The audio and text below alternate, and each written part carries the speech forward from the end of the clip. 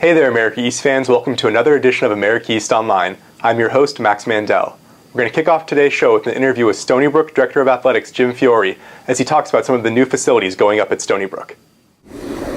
In the near future, this training facility will undergo a change that will turn it into an 8,000 square foot strength and conditioning facility at Stony Brook. This construction project, along with renovations to the baseball field and the track facility, shows the steps Stony Brook is taking towards becoming one of the elite athletic programs in the Northeast. Thanks to generous gifts from former student athletes, the improvement in the athletic facilities at Stony Brook signifies the commitment that the entire community has to the Seawolves.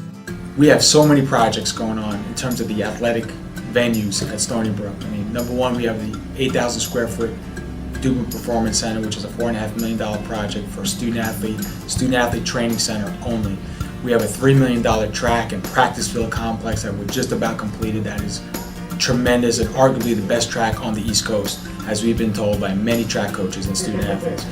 Third, this Joe Nathan Field, the stadium project, is going to be an incredible advantage for our baseball program and aesthetically pleasing to all of our athletic facilities as you drive into the north entrance. And then the last point is really important, is that the university is building a $35 million rec center that's going to be state-of-the-art, that's going to open up in 2012, that is not just going to help Stony Brook student athletes, but it's going to help the entire campus community at large. So there aren't many universities in the country, and specifically in the Northeast, that are investing nearly $50 million and then some to athletic facilities. And I'm very proud to be the director of athletics while this is all happening. It's going to have great benefits. Number one, it shows that the alumni have had a great experience here. They want to give back.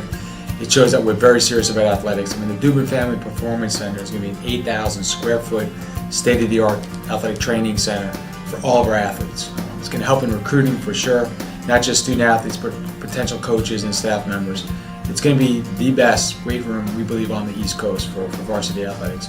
It'll help not just in recruiting, but it'll help the current student athletes get better, bigger, faster, stronger. So I think it shows a commitment to excellence in everything we do.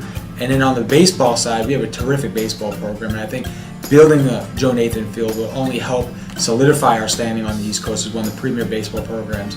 But also, when you drive into the north part of campus, that's the first facility you see to this university, and it's going to be a very powerful and very exciting facility as it introduces you to the athletic facilities at Stony Brook. And I think it sends many messages on many different levels. I think number one, Joe and Glenn both had a great experience here as undergraduate student athletes.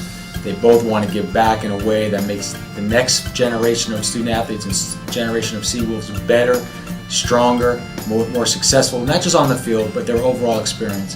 That sends a very strong message. And secondly, they sent the message that the alumni are powerful. And when you give back to an institution, it is a powerful statement that you make, not just about your experience, but about your loyalty, your passion, and your love for your university.